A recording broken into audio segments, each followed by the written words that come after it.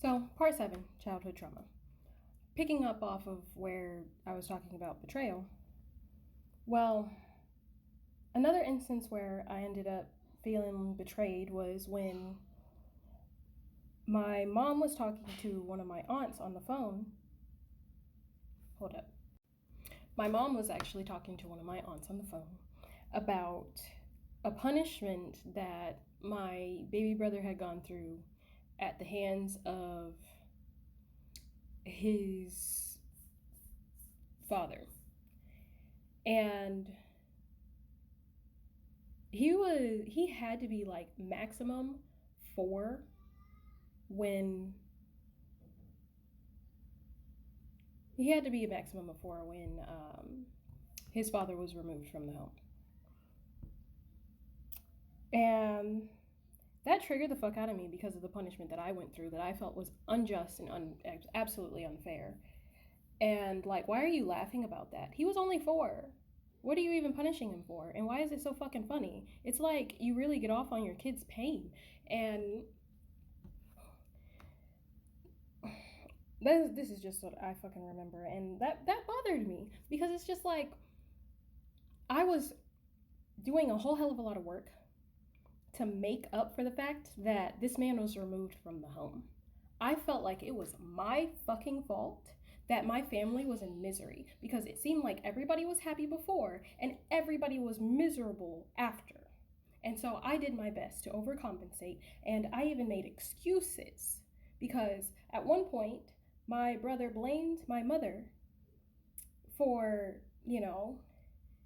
his father not being around, and I diverted him in a different direction and tried to help him understand without telling him what happened. To this day, they are both fully fledged fucking adults that can drink, mind you.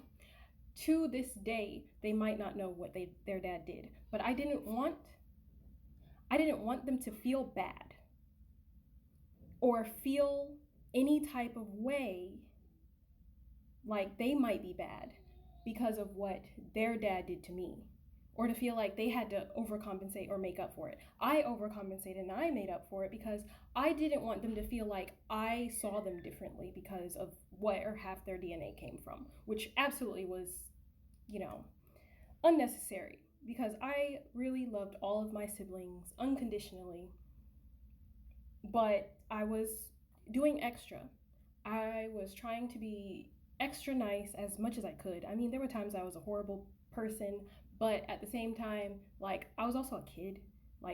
We do things like this. It's normal. I'll explain in detail when I actually remember something where I was actually wrong. But it was just fucked up because it's just I'm sitting over here overcompensating, taking care of your kids, and you're over here laughing about punishments that we received at the hands of an abuser. Mind you, this wasn't just SA, physical abuse, and he almost unalived me. And you think this shit is funny. And then at some point, she actually put both of them in contact with him. And that's why I think to this day, they don't know. Because somehow he ended up free from wherever they had taken him after. I don't know how long he was anywhere, or whatever the case was. And now, in my present adult body, it's making me feel like nobody believed me. Because I never heard that he was free, except for in this conversation with my mom and my aunt that I just overheard. I happened to overhear it. And we were in a completely different state by this point, but that didn't make a damn difference. She was later on, after the internet was a mandatory thing, she ended up putting them in contact with him when they were older, but including my baby sister. And she wasn't an adult yet by that point. And that really had me fucked up. And hearing that, like, mind you, I was hearing this conversation as a teenager. I found out that they had contact with him, like, well after I think I had left the house the first time. I don't know. But at the point in this story, this was just when I was a teenager and I didn't know anything about them if they had contact with him while we were living in that apartment. And I was literally covering all the rest of her bases. I was still doing all the housework. And, you know, they might say it's always an exaggerated awe, and I still made everybody else do it too. And, like, I would get woken up at ungodly hours, either early morning or in the middle of the fucking night, and I actually almost forgot that, to do fucking cleaning because she was pissed off that the house was a fucking mess. And because the house was a mess, she would start taking things away from me. Like, my only sanity was the internet and my online friends when I was away from my in real life friends.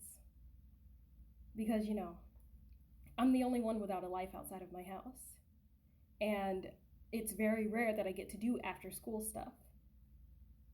And the only reason why I even spent as much time in high school with one of my friends is because basically I forced it. Because when I knew that my mom was actually going to be home, I took a different bus and went to her house. Like, this was my safe space. Except, you know, there was problems with that too. And it was frustrating. It was really fucking frustrating to deal with. Because, like, this left me with a whole manner of, like, anger that I couldn't even express because I was not allowed to feel anything other than happiness and gratitude for everything that I was going through in life, which is why I think in the beginning of my spiritual journey, when people were talking about doing gratitudes and, like, being grateful for your fucking existence, that triggered the fuck out of me sometimes, because it's just like, yes, I'm supposed to be grateful for having a life that I never asked for. I never asked to be incarnated as a conscious soul either, and so now here we are, and I'm supposed to be fucking grateful. Okay, but I'm supposed to be grateful also for being a daughter that feels like she is overburdened, can't understand the sensory issues that she is having, because I didn't understand any of that back then, because, you know, the spirituality thing, only one person in our family seemed to be allowed to have these supernatural gifts. Meanwhile, I was feeling everything.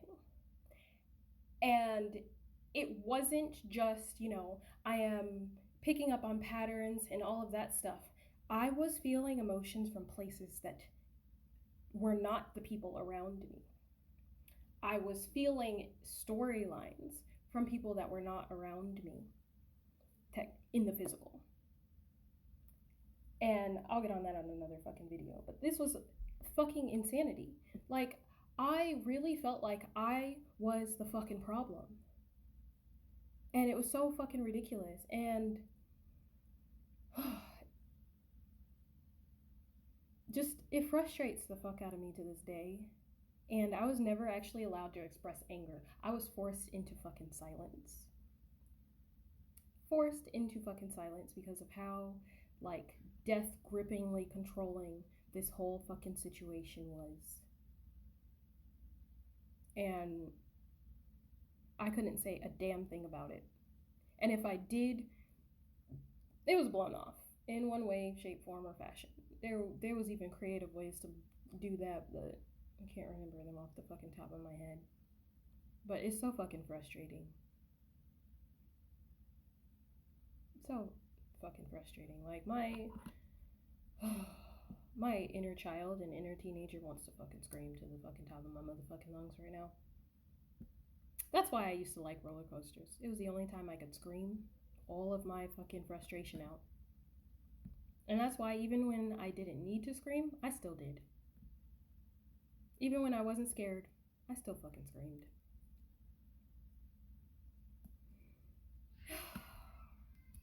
Anyways, moving on.